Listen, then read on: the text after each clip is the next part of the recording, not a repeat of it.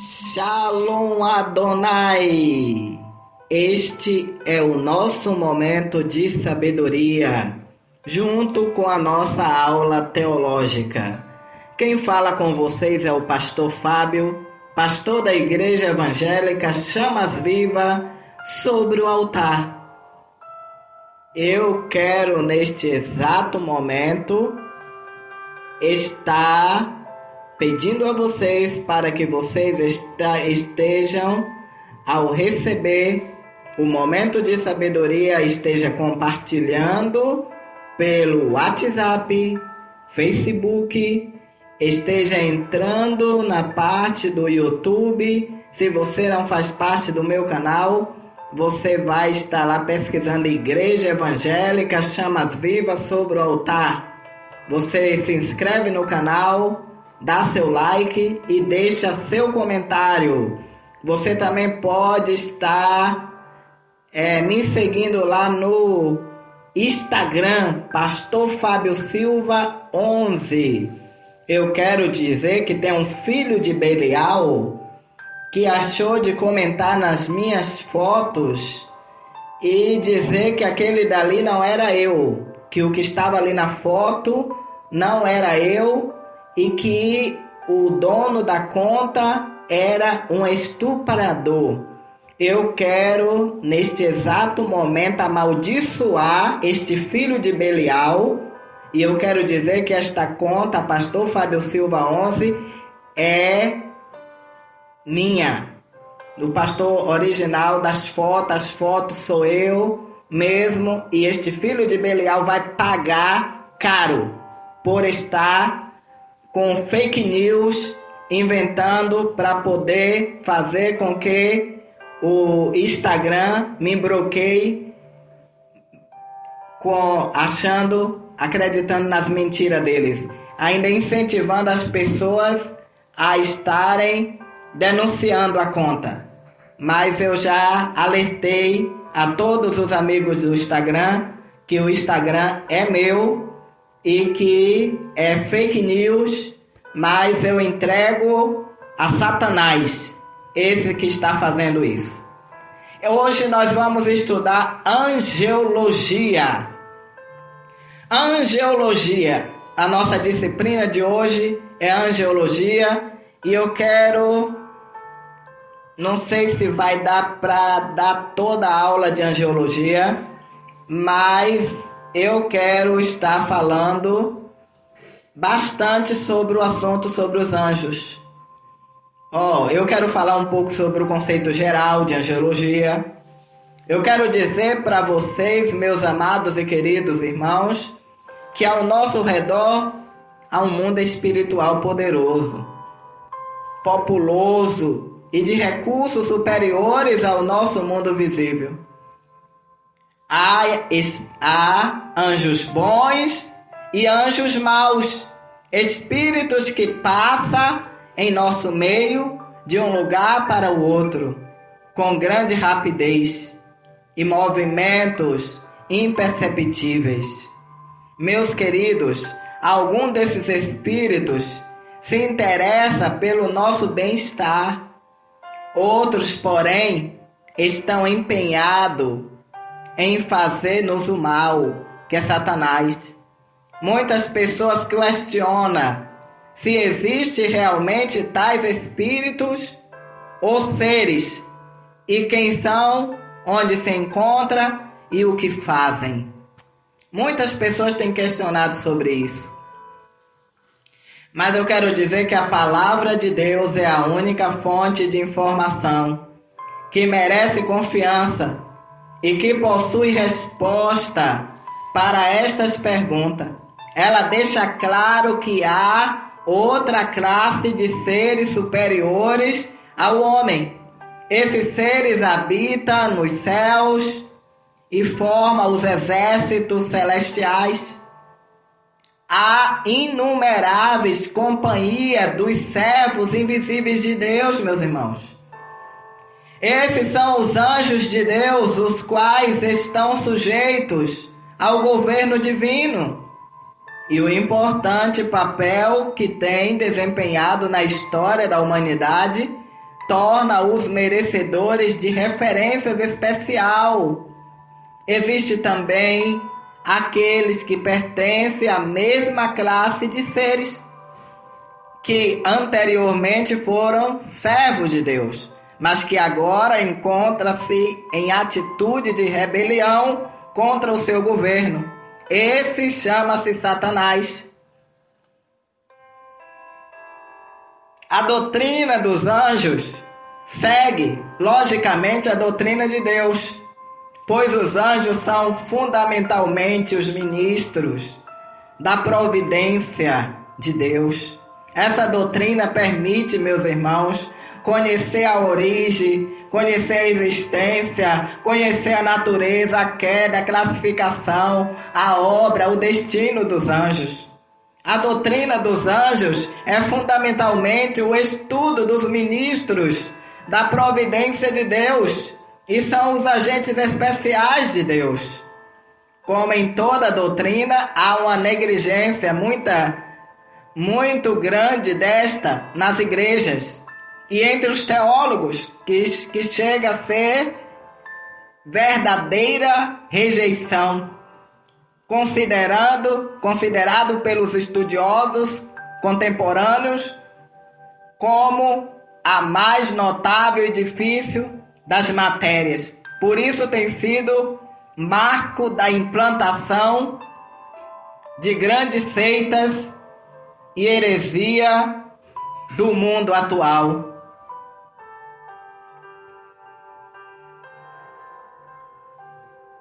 Existem 3 aspectos de negligências nesta doutrina. Primeiro, desde o princípio do cristianismo, os gnósticos prestavam adoração aos anjos. Está lá em Colossenses 2,18.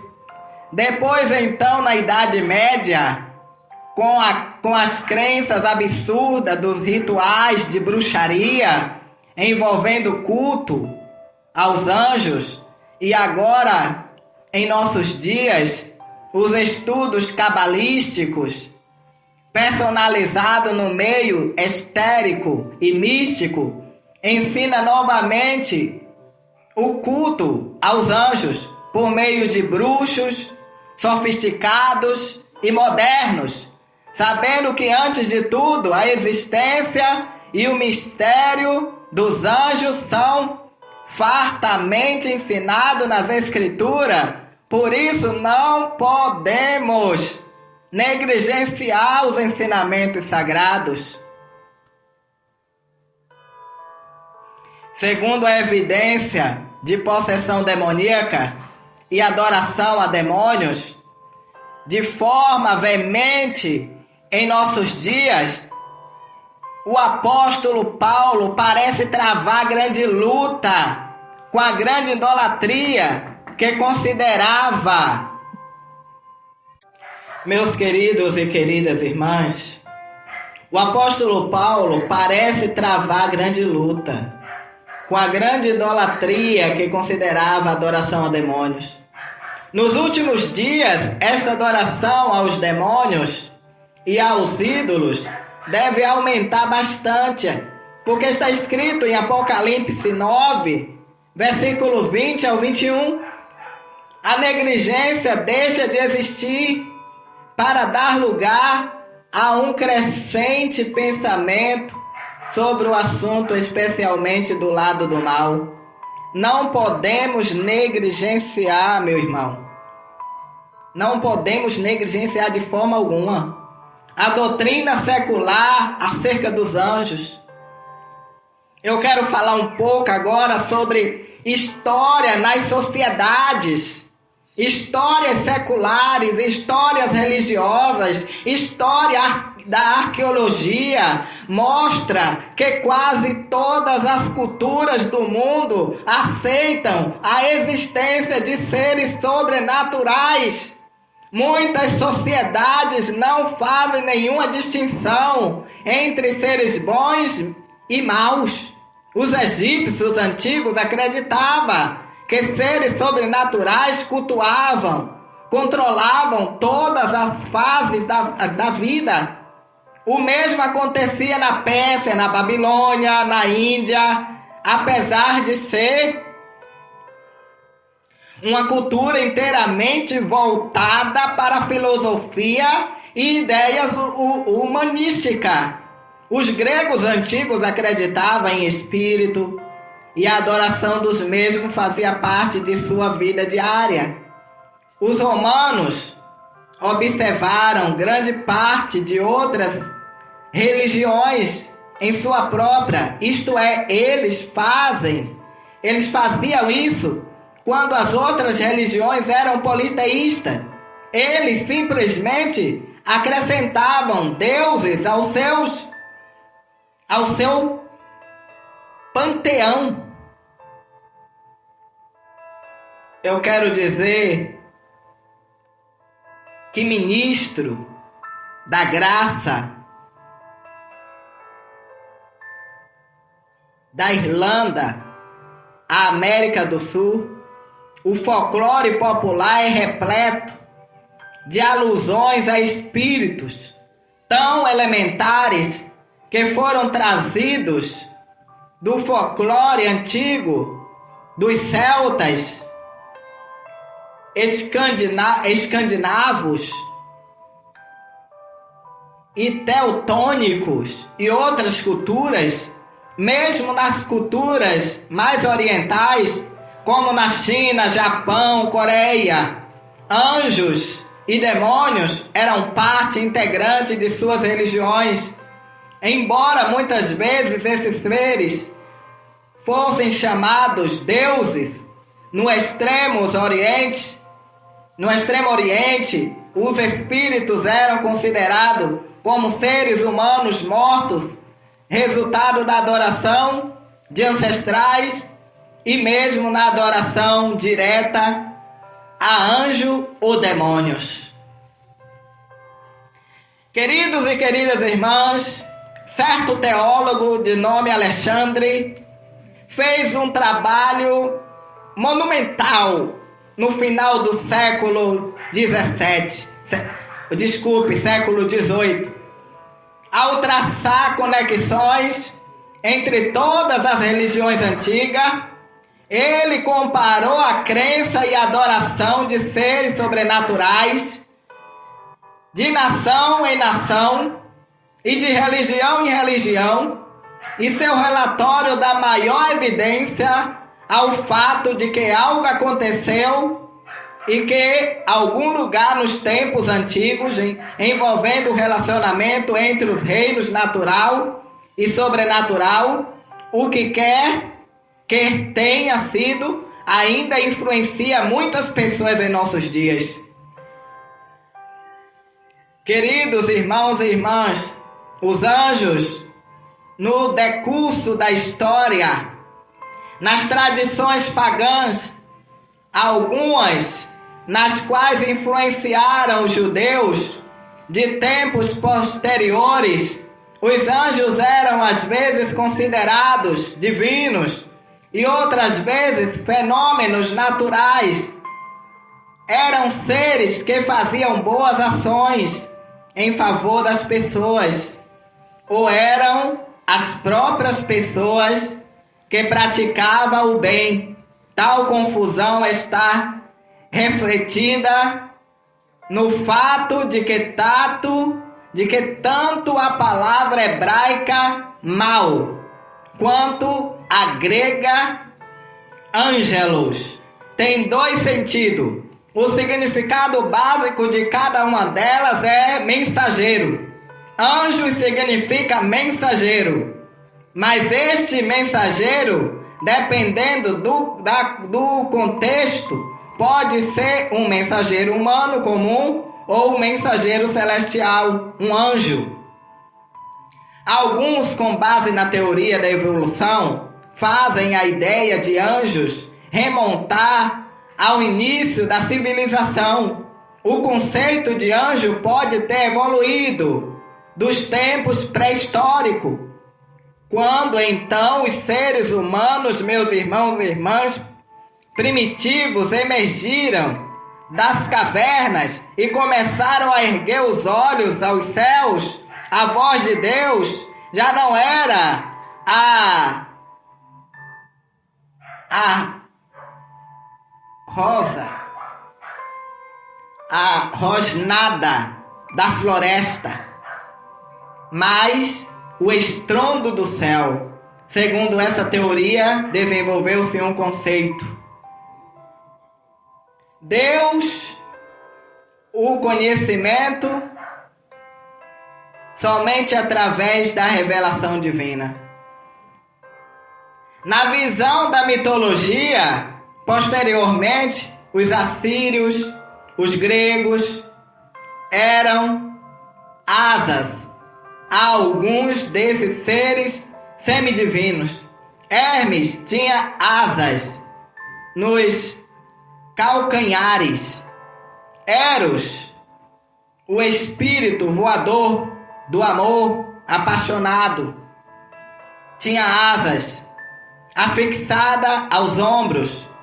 Num tom bastante divertido, os romanos inventaram Cupido, o deus do amor erótico, retratado como um garoto brincalhão que atirava flechas invisíveis para encorajar romances.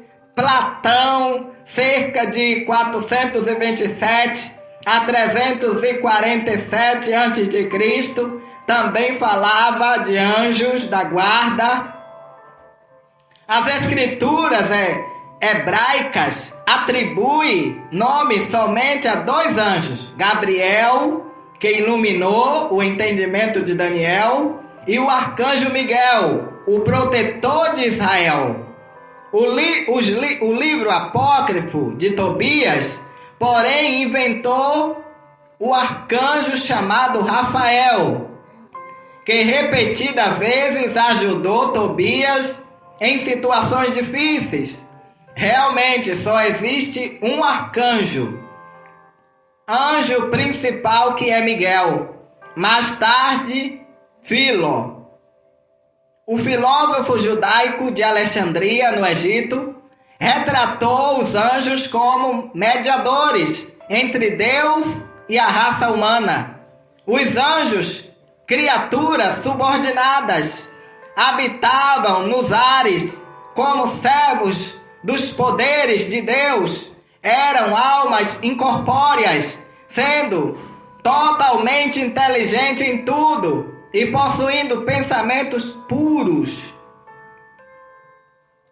Durante o período do Novo Testamento, os fariseus acreditavam que os anjos fossem seres sobrenaturais, que frequentemente comunicavam a vontade de Deus.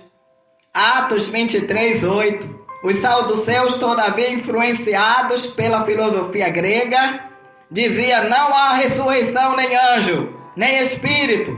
Atos 23:8. Para ele, os anjos não passavam de bons pensamentos e intenções do coração humano.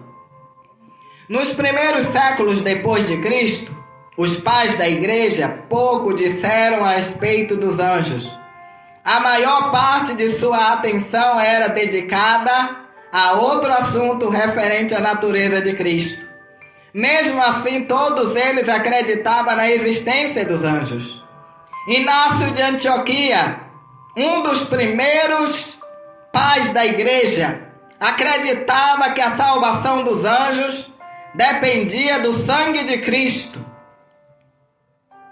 Orígene, em 182 a 25 depois de Cristo, declarou a impecabilidade dos anjos, afirmando que, se for possível a queda de um anjo, talvez seja possível a salvação de um demônio.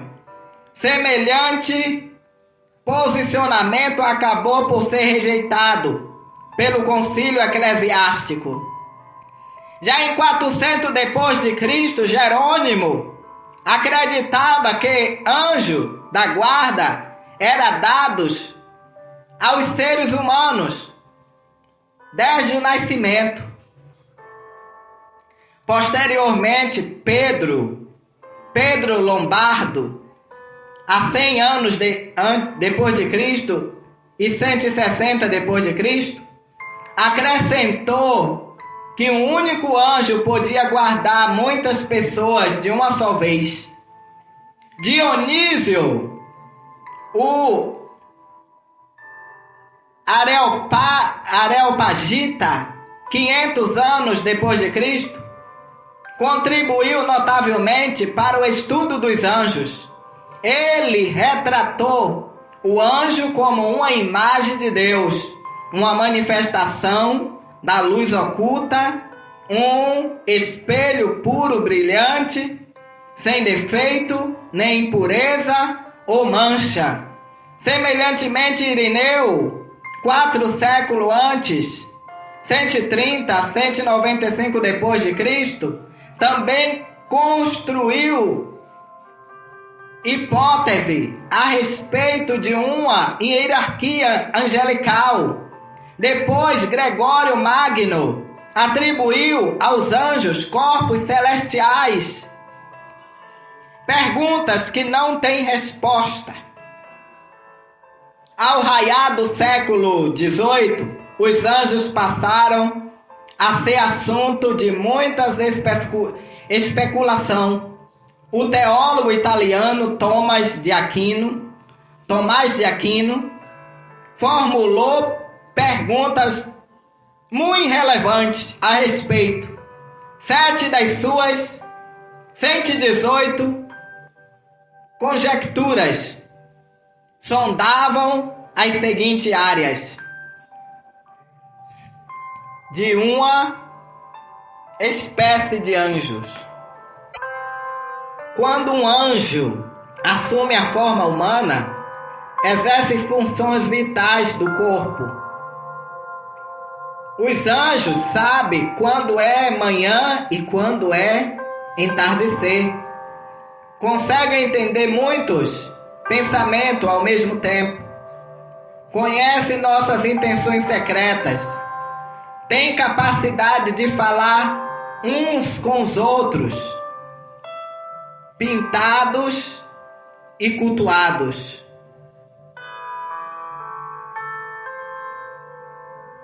Mais descritivos foram os retratos pintados pelos renascentistas.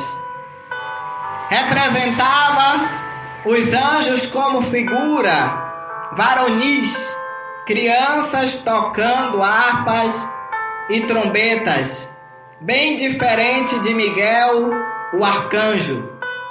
Retrato pintado com péssimo gosto como Cupidinho, gorduchinho, com muitos colesterol, vestido com pouca roupa. Estrategicamente colocados, essas criaturas, era frequentemente usada como frisos artísticos. O cristianismo medieval assimilou a massa de especulações e, como consequência, começou a incluir a adoração aos anjos em suas liturgias. E essa aberração continuou crescendo, levando o Papa Clemente X, depois de Cristo, a decretar uma festa em homenagem aos anjos. Calvino e Lutero, a despeito dos excessos católico romano, o cristianismo reformado continuou a ensinar que os anjos ajudam o povo de Deus.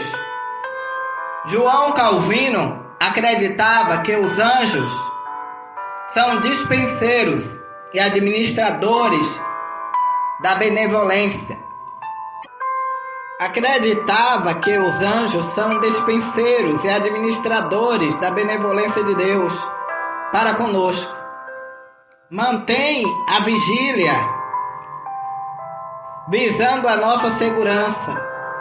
Toma ao seu encargo a nossa defesa dirige os nossos caminhos e zela para que nenhum mal nos aconteça.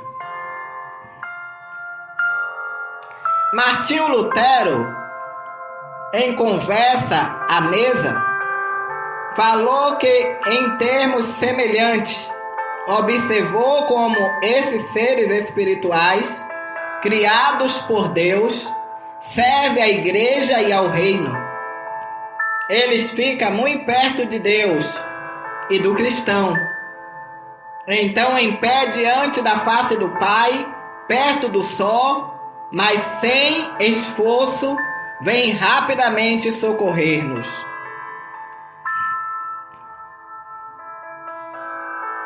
Na pós-reforma, na era do racionalismo, cerca de 1800 depois de Cristo, surgiram graves dúvidas contra a existência do sobrenatural.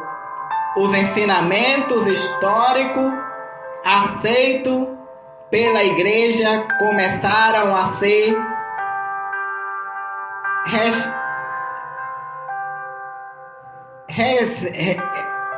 reexaminados.